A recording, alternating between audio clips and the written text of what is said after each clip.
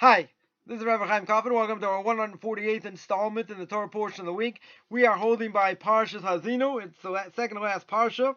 It's parsha before Sukkot, and on Shmini Atzeres Simchas Torah for us here in Israel, we'll read Parshas V'zosa Bracha, the last parsha. Then we'll start again from Genesis. So it's a song of Moshe Rabbeinu. Talks about God's kindness to Jewish people. Talks about prosperity, bringing disillusion, and talks about God's wrath. A lot of interesting things here. But we're going to speak about, I think, a very interesting topic. That the Torah says, chapter 32, verse 5, corruption is not his, the blemish is his children's, perverse and twisted generation. All right, so what does that mean? What does that mean exactly? That, the blemish is on the children. So comes along, Moiv Rabbi, a Rabbi Gaon, or Moshe Shlita, should be well. Brings down in Tam V'das. And he says that the commentators explain, we're talking about a person that doesn't go in the right path. Right? Doesn't keep Torah mitzvahs, makes fun of Torah mitzvahs, seemingly, but he wants his kids to go in that path. Alright, sounds like a contradiction. In other words, he's not doing what he should be, but he wants his kids to go in that path. Right? So they explain that since he wants his kids to go in that path, what's he doing? It's called a disgusting thing. He's going to cause his kids to go astray. Right? It's perverse. Right? It's definitely perverse. And the blemish is going to be on the kids. Right? Because in other words, you can't say, well, do as I say, not as I do. And they're going to be educated in Torah mitzvahs, and the father doesn't keep very much.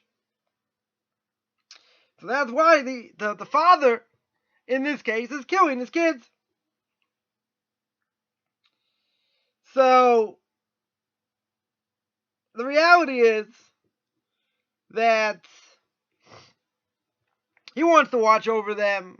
He wants them to go, quote unquote, in the right path. But he himself doesn't. Right? He himself can't overcome his evil inclination.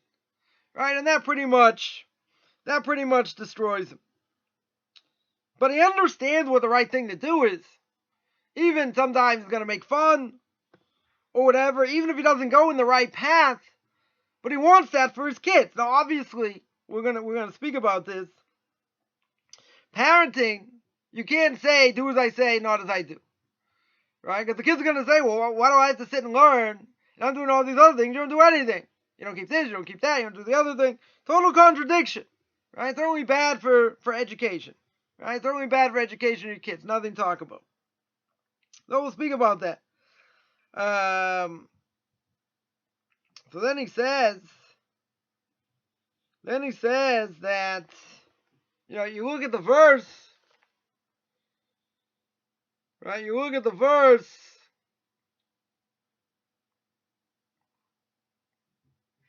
right? The next verse. It says, is he not your father, your master? Right? Is he not your father or master? Meaning by God. That you should know, so Rabbi here points out, you should know that, the father really wants what's best for his kid. Right? So he wants his kid to go in the right direction.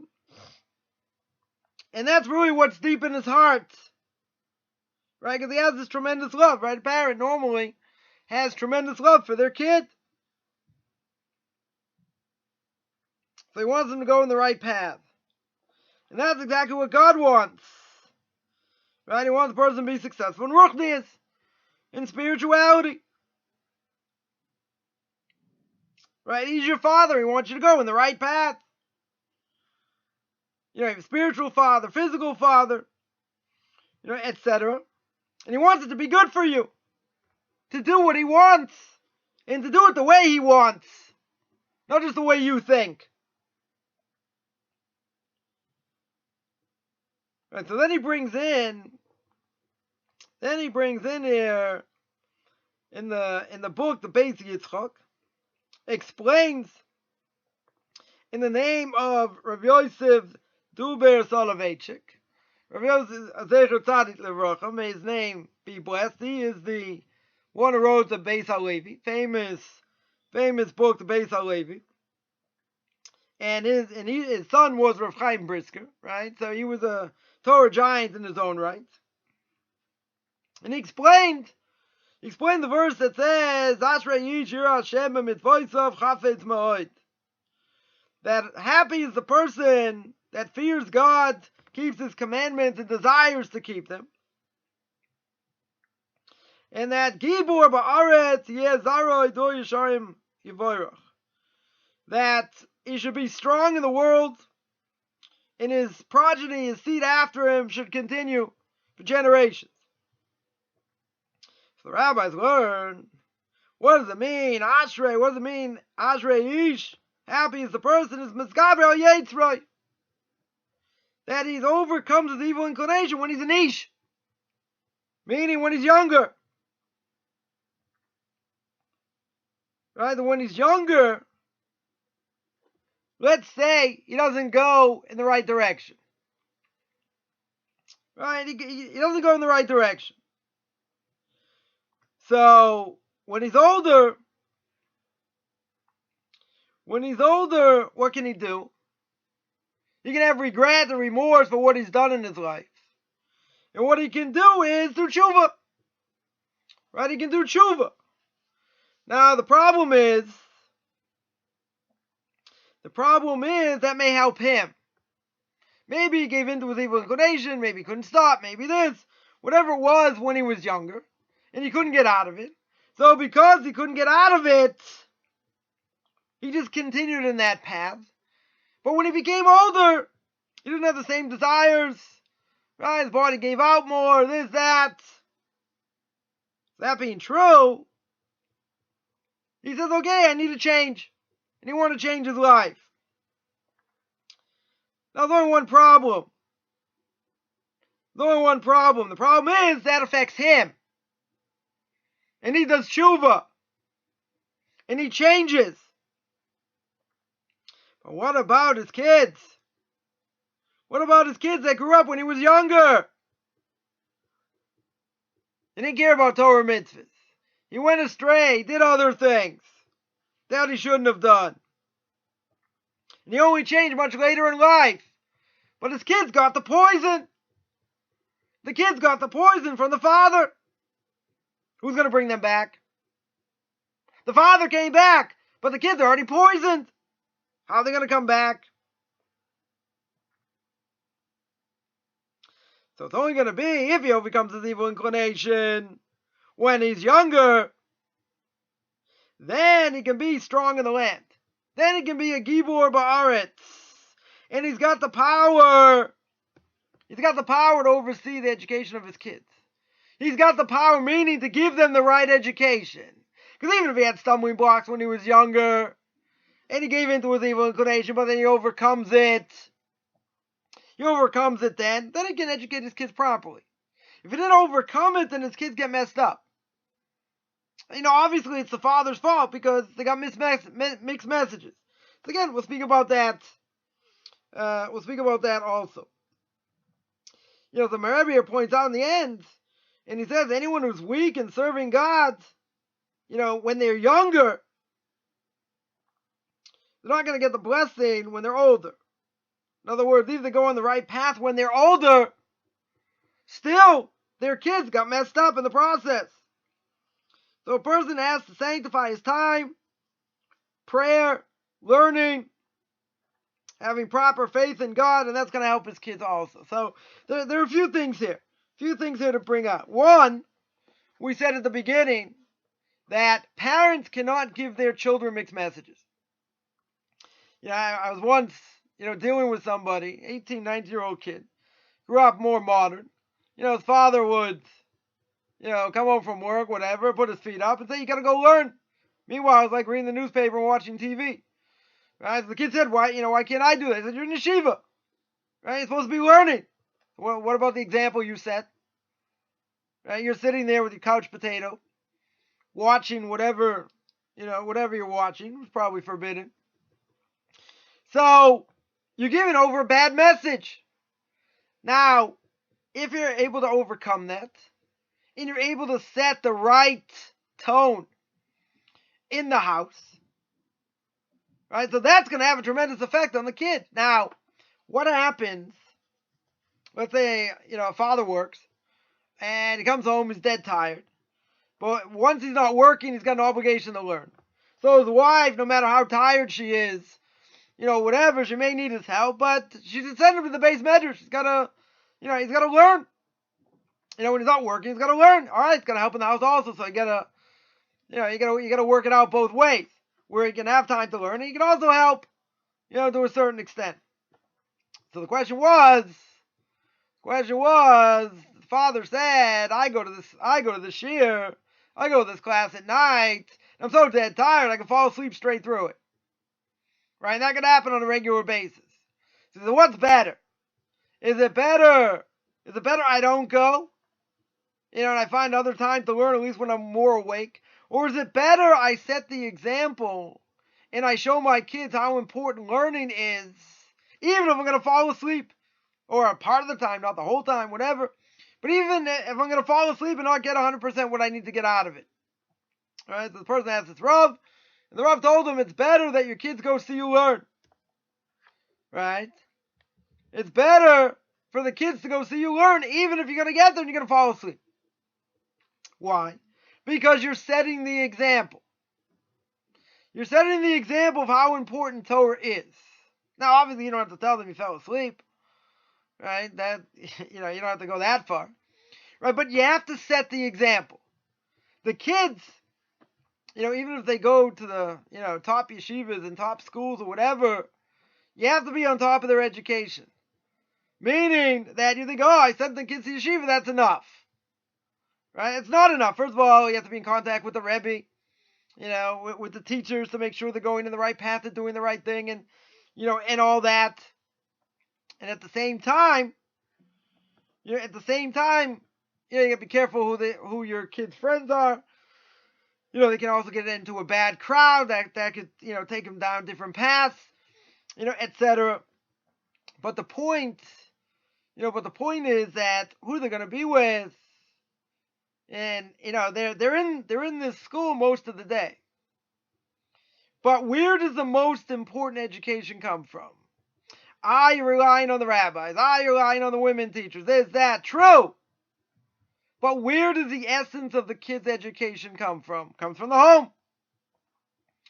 So the parents have to set the example. Torah to them has to be fresh, has to be exciting. The kids have to see that it's worthwhile. Doesn't matter with all the trials and tribulations that they'll have along the way. It's okay if they see that in the home it's fun, right? There's shalom bayis, there's connection between husband and wife, all things being equal. Doesn't mean, there aren't problems other places or whatever, right? But the home has to be a happy place. If the home's a happy place, then, you won't have kids, you won't have kids necessarily going astray. Now, there's no guarantee, right? But the majority of cases where kids go off the derech or go astray is because there's usually a problem in the house. Either the problem in the house, could be money issues, could be a kid has a learning disability, wrong crowd. I mean, there are a number of reasons. It could be abuse, could be some abuse somewhere. That's probably 90% of the issue, with kids going off today. But if there's no shalom bayis, if there's no, harmony in the house, so to speak, the kids get totally, bad messages. They look for love elsewhere. So the most important thing in child rearing is that both parents have to be in the same path.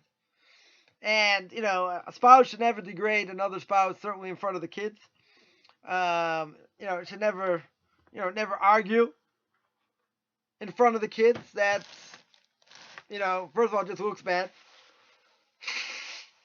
Second of all, the kids don't know how to digest it, so to speak. And, it's not a good thing. So, when it comes to educating a child, the parents have to have a set path. They have to have a path that they agree on. Because it can't be one parent sends one thing. One parent's more lenient than the other, let's say. So then the kids get mixed messages. Father lets this, the mother doesn't. Mother lets this, the father doesn't. So the kids getting mixed messages. So the parents have to be united, for the most part, in educating their kids and punishing their kids if they have to. Because if not, what does the kid see? If God forbid a father disparages the mother, says, "Oh, you're lazy, you're this, you're that," in front of the kids, the father puts down the mother. The mother doesn't defend herself, or if she does, then you got a lot of issues, got a lot of marital harmony issues. But let's just say the mother doesn't answer, in front of the kids, and she answers afterwards. But they constantly see the father puts her down, or the mother puts the father down, or whatever. Maybe they think that's the norm, unless they see, other families not like that. But in either case, if a parent is not showing what they need to show, if they're not giving the kids what they need, the kids will look elsewhere. But more importantly, they're getting a mixed message. Right? So what does the verse say over here? Right? The verse here says, corruption's not his, blemish is his children, a perverse and twisted generation. But where do the kids get it from? Why do they become perverse? Why do they become blemished? They become blemished because the parents don't give them the right education. You cannot educate a child and say, do as I say, not as I do. Right? The child's going to be very confused. If a person ever would be, learning how to drive, and the father does this, the father does that, and when the kid's driving, he says, all right, drive like this, drive like that. I said, but you don't drive like that. So don't worry about what I do. This is what you need to do. What's the message the kid's going to get? He's going to get the wrong message. Right? It's not do as I say. Not as I do. Kid's going to get totally the wrong message. So, the other thing, on that, is even if, the father can't keep Torah mitzvahs, or it's hard, or whatever, or in this case, Rabbi says he's, making fun of Torah mitzvahs, but he wants his kids to go in that direction. The kid is going to get, hopefully, the right education in school, and is going to want to keep and is excited about Torah mitzvahs, but his father's a schlep. Right? Schlep being a nice term for being, for saying that he's not doing what he needs to do. He's shirking his responsibility. Because you can't send a kid to a religious school and you doing the total opposite. Because if a kid's supposed to respect his parents, and he's supposed to look up to them, and they're doing the totally wrong thing, and they speak Lashon Hara, and they say this, and they do that, kid's going to say, what's the message here? I'm learning in school, I'm in yeshiva, you don't speak Lashon Hara. The whole purpose is to learn to be the best person you can be. And here, my father's making fun. He's making fun of the rabbis, making fun of, rabbinical decrees, whatever he's making fun of. It's certainly a meritorious thing that he's going to give them a Jewish education, and a real Jewish education to boot.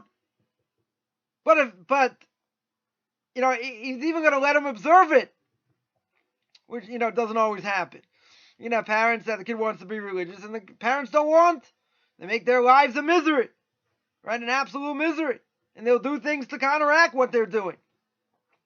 Right? But we're talking about a father, parents that want to send the kid and do the right thing. Right? Because deep in their heart, maybe they believe it's the right thing. For whatever reason, they can't keep it. Right? We'll speak about that in a second. Right? Whatever reason, they can't keep it. But they should never make fun of it. Right? They should never degrade, the rabbis, even if they disagree with him. You have to have respect. If a kid comes home and says, oh, my rabbi told me this today, whatever, your rabbi's an idiot. He doesn't know what he's talking about. Oh, that's not what it means.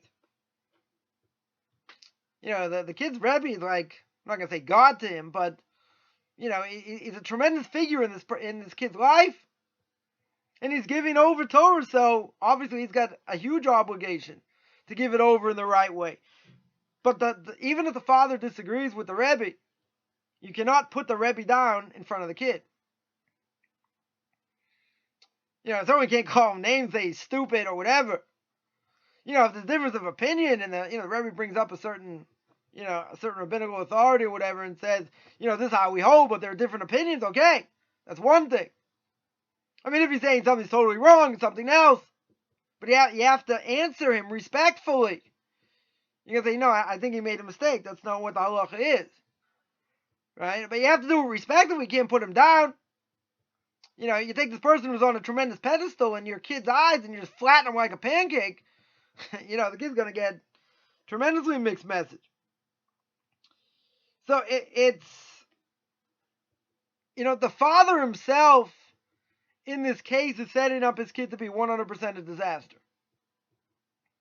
Because there's no rhyme or reason the kid should keep what he's keeping just because he says, oh, this is what we do in school, but my father does something else at home. I'm not going to say it's not a good thing to send him, to send the kids to yeshiva or the girls to girls' schools or whatever. But if it's not reinforced in the house, what's the message the kid gets? It's like anything. You have to uphold Torah. You yourself, they're looking up to you the most. So your Shabbos table has to be fun. Holidays have to be fun, even if it's hard, even if you don't have so much money. But you have to give them the greatest time you can, in the most, in the best way that is permissible, so that the kids, don't see Torah as drudgery. They don't say, oh, it's so hard and it's so this and why should I bother keeping it? It's so hard to be a Jew. That's so many Jews lost their kids when they came to America, 100 years ago, and the parents stayed religious, some of them, and all the kids heard was Old Sign Shver to be a Yid, right? It's so hard to be a Jew. So what does the kid hear? Doesn't hear the fun. Doesn't hear all the loftiness of Torah. He hears how difficult it is. Right? Then what's the kid's gonna say? What do I need this for? It's drudgery. It's no fun. Imagine you fasted, on Yom Kippur. You had this elevation, with the singing and the prayers and whatever, and what Yom Kippur represents. And from Yom Kippur, now we're busy with our Arba Minim. We're busy getting our lulav, our esrog, building our sukkah. And if you say, well, okay, let's go build the sukkah now, and it's cold out, and it's not fun, and it's windy, and no, you stop blasting music, you get your kids excited for it, even if everybody's tired, or you do it the next day, whatever, but you make it fun, you make it enjoyable. You make it something they look forward to. Yeah, nobody looks forward to cleaning on Passover. It's a drudgery, but it's got to be done. You got to get rid of all your chametz, but you can make it fun also. I remember one year, we took out some stuff. We're putting some, putting some of the chametz stick pots, putting them away, whatever. So we stopped for a few minutes. Had the music blaring. A few of my kids put pots on their head. Someone had a broom. Someone had this. Someone got inside the box, took a picture. It was fun. Okay. It was, the kids in general like to clean. Some do. Most probably don't. But in the end, the bottom line is it's got to get done. Right? So you can encourage them. I know some people that they try and finish like a week early so they can take their kids away for a couple of days, right? They can afford to do so. Take them for a trip. Let them enjoy it. Okay, it's hard, but doesn't matter if you just say, well, we have to do this because otherwise we're going to fry in hell forever and it's not going to be fun. What's the point, right? There's no point. There's no point to doing anything. right? They put up the decorations, they decorate the sukkah the way they want. Okay, it takes work. It takes effort, but you gotta have fun doing it. So that's if it's so hard to do it. But what if the parents are really so religious and he'll let the kid build a sukkah, right? But so that's one aspect. One aspect over here that the kid gets mixed messages. It's finished, right? And the parents gonna pay. They'll get the mitzvah of sending them, to a proper, getting a proper Jewish education. But the fact that they don't keep it, make fun of it, or whatever, they're going to pay a serious price. So that's the first point. Now the second point that it brings down in the name of the Beis HaLevi, and that is that, we just came out of Yom Kippur. Hopefully we're feeling kind of squeaky clean. We wanna uphold the level that we said we're going to take on, and things we're going to change, etc. But if a person gives into their evil inclination, now again, we're still on, parenting here. If person's still overcome by so many things and their kids see it, kids aren't stupid. They definitely realize, a lot of things, and parents aren't perfect. The one thing kids don't really necessarily understand until they get older, parents can make mistakes, but at the end of the day, if a person doesn't work on themselves when they're younger, so in this case, let's say the father sends his kids to yeshiva, but he himself doesn't learn and makes fun and this and that. So what happens in the end? Or forget he sends them to yeshiva. We'll make it easy, right? Send him to public school, but in the end, he does tshuva. The father becomes religious towards the end of his life. So that's great. Turns his life around, excited about Torah mitzvahs. What about his kids? When they were growing up, he made fun of Torah, made fun of people in black hats, had nothing good to say about it. Rabbis this, rabbis that, etc. And he saw the light later in life. But what did the kids see? Kids saw the hatred. The kids saw the venom.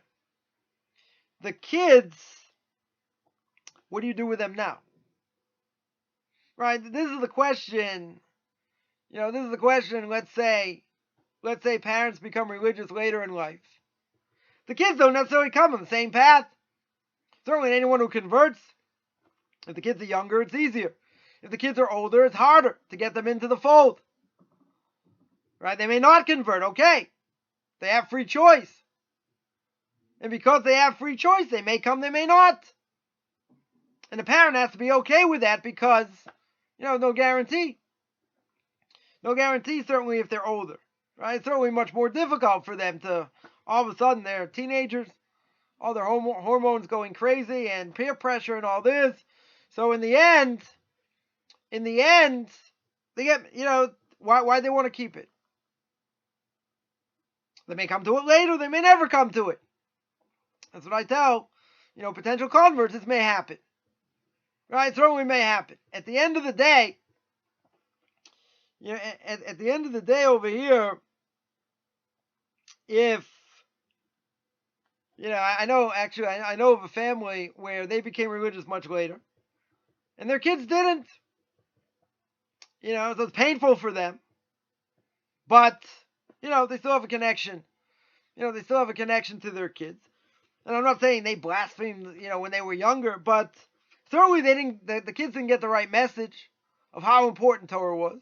So now that they're older, teenagers, college age, whatever, now all of a sudden the parents say, Torah's important, we want to keep it.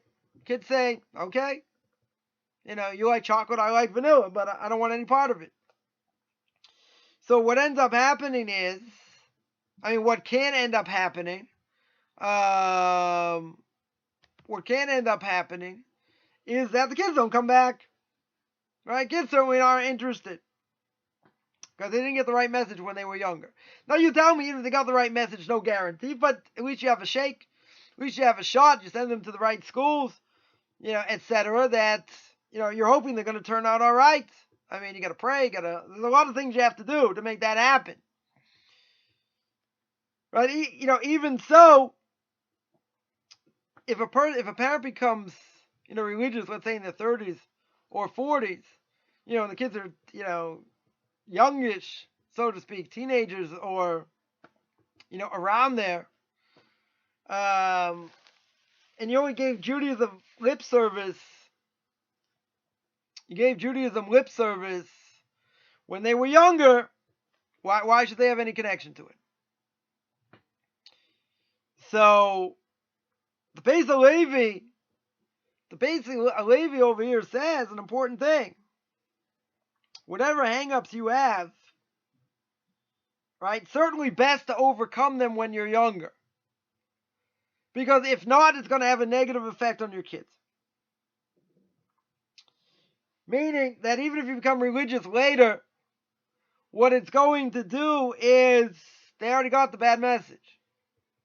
They already got the negative message, so to speak. Or not even a negative message, but basically they're being told in no uncertain terms, religion's not that important. Judaism, observance, not that important. That's the message they got. So now all of a sudden, years later, you come and say, you know what, it really is important. And this is why it's important, blah, blah, blah. They may not be convinced. They certainly may not be mature enough, to listen, etc.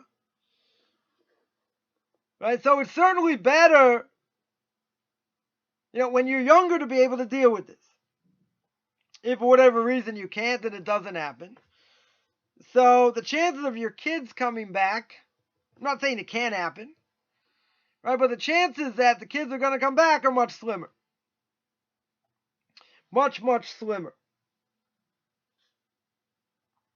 So that being the case, says the Beis Halevi, when you have kids and they need to be educated, you want to start 100% educating them in the right way. And when you educate them in the right way, so you tell me, well, there's no guarantee. There is no guarantee. But you got more of a guarantee trying to educate them the right way than not. And a lot of other factors involved as well.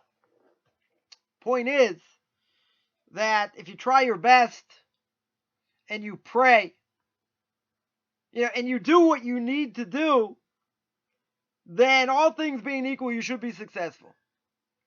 You should be successful in passing it down. Now, is that 100% guarantee? No.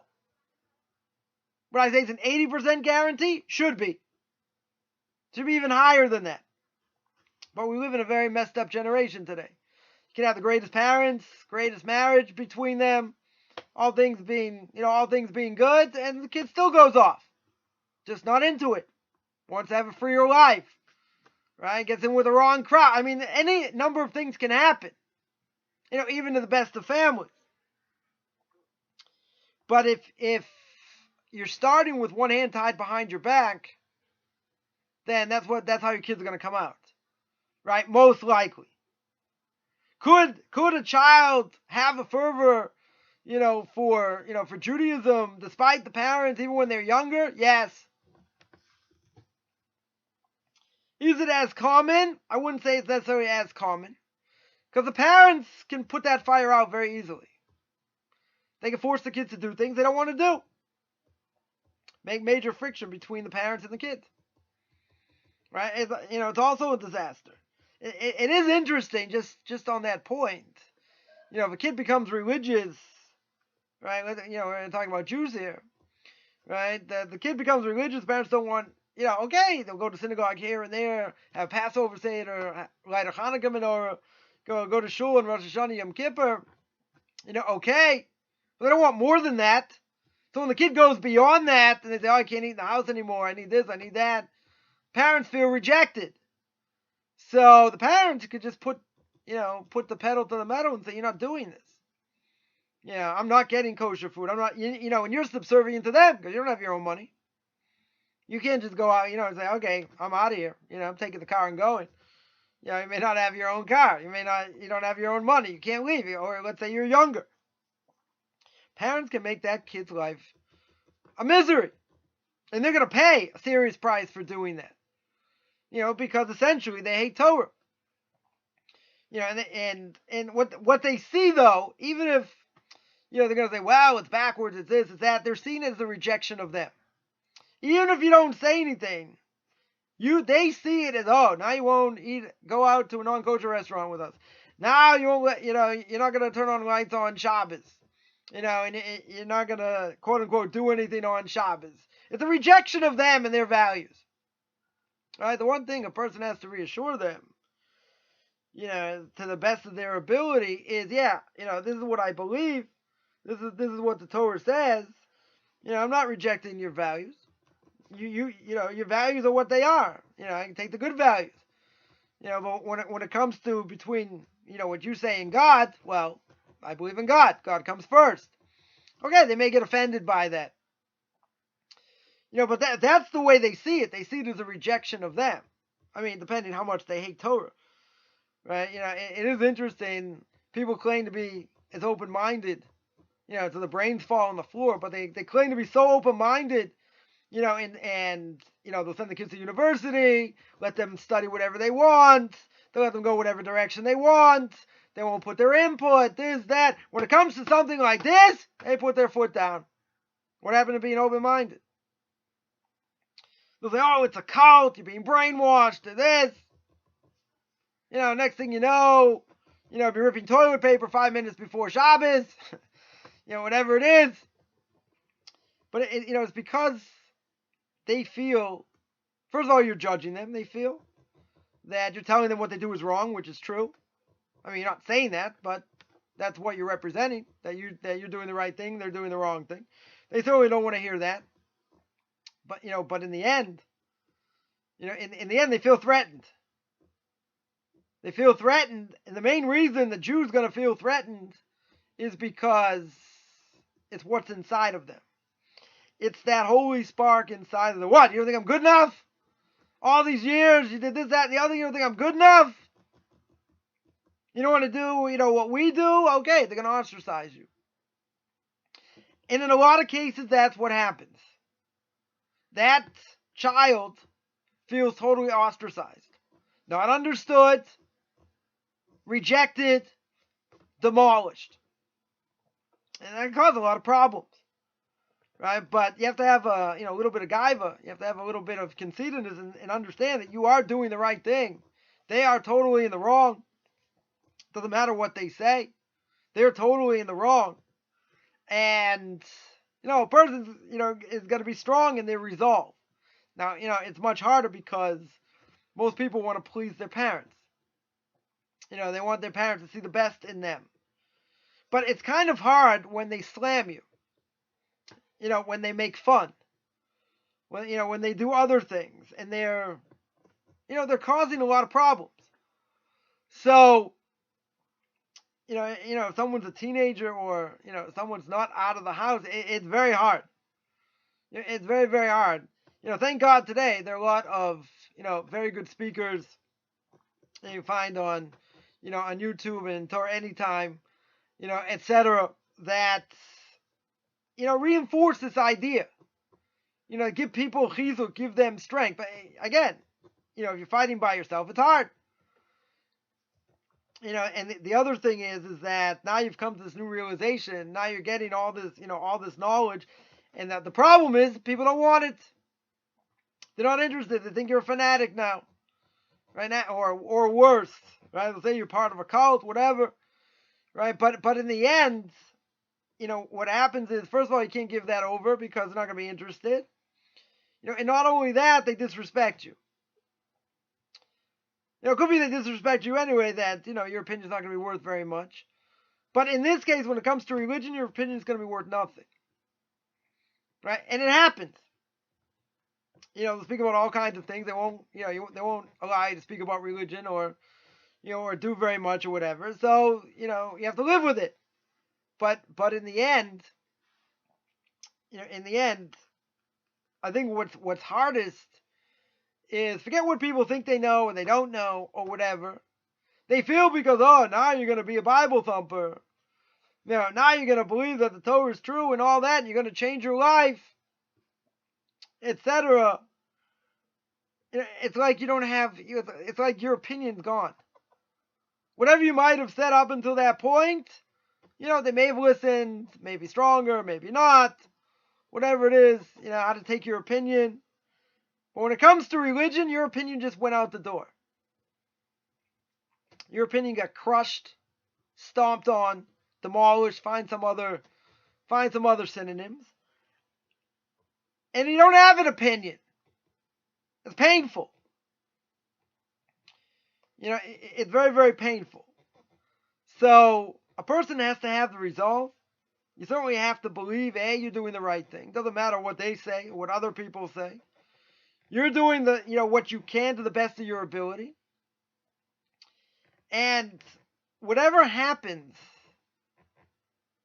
their opinion in your eyes now goes down because, you're learning more. You know what the Torah says. They don't really know very much. Doesn't matter what they claim. And now you still have to respect them. To a certain point. Still can't contradict them, can't make fun of them, etc. You still have, have a certain level of respect because they certainly brought you into this world. So you certainly have to have respect. In the end, though, when a person gets slammed enough, it's very hard. It's very hard to find that common ground of having any respect. Because they don't respect you. But you see, even if they don't respect you, so you got to be the bigger person because the Torah says you have to be the bigger person. Right? The Torah says that you have to honor your parents. Okay, so if they're considered evil, even if they don't know anything, the question is what level? What level? If they walk in the room, do I have to stand up for them? If they're evil, difference of opinion. Right? One opinion says even if they don't know anything, but they're evil, they're still evil. Right? That's a great Shabbos. You don't have to respect them in that way. Other people will say, no, the fact that they don't know anything or whatever, you still have to respect. You still have to show respect. Right? You still have to show respect for sure. Question is the honor. Right? Question is what level of honor do you have to do for them. But that makes the mitzvah of honoring parents extremely difficult. Mitzvah Talmud tells us a number of places. Even if the parents are religious, it's hard. Right? It's extremely difficult mitzvah. All the more so if you're going in one path, they're going in another, and you feel totally disrespected. Right? You still have to respect them. Which, again, knowing what to do, in doing it are two totally different things. Right? So, so when it comes, just end, by saying when it comes to, parenting, in general, first of all, as we said before, parents have to be in the same path. They have to educate the same way. Right? Even if they disagree, they have to put up a front. Even if they disagree, and they can have the disagreement behind closed doors. And they can discuss how they're going to handle it. Right? But in the end, they give mixed messages. Right? As the Torah here says, you're going to 100%, mess up your kids. And you're going to say, well, what happened? Why did my kid come out skewed? Well, they got mixed messages. And the mixed messages threw them off. Because they say, well, this is what the Torah says, but you don't do it. And you don't keep it. So, it's a very hard thing. It's a very hard thing in general. Honoring parents, doing the right thing, even when it's hard. But, they still deserve respect. Even if they're considered evil. Even if they don't know anything, they still deserve respect. Honor is a different thing. Right? Honor maybe, is a disagreement among the rabbinical authorities, whether I have to honor them or not. Right? But, that's for another discussion. And so, bringing up our kids, we're living in a very, very hard generation today. But to bring them up the way we want, there are a lot of things we have to do. Right? The most important thing is we have to be the example. Right? Even if you don't feel like being the example, you have to be the example. Because if you're not the example, it's game over. And they're going to look other places, and they're going to see, well, how come my father tells me to do this and he doesn't do it himself? Once they get older, they understand better. We all have evil inclination. We don't always do what we're supposed to do. We have to reach that ideal. We have to try and, get to that level. That's what we have to do. And that's our goal. So I want to remind everyone I give a class on duties of the heart every Tuesday, 9 o'clock New York time, which we're in Shar B'Tachon, speaking about faith in God when it comes to livelihood and other things. I give a question and answer session twice a week, every Tuesday, Thursday, 10 o'clock New York time, and 5 o'clock here in Israel. I also have conversion classes. Give 2 classes a week, people interested in conversion. Anyone who has any questions can contact me on Facebook, Beyond Orthodox Conversion to Judaism, or you can send me an email, rabbichaimcoffman@gmail.com, RABBICHAIMCOFFMAN @gmail.com. So I hope everyone had an easy fast if they fasted, and I want to wish everyone a great and meaningful Sukkot.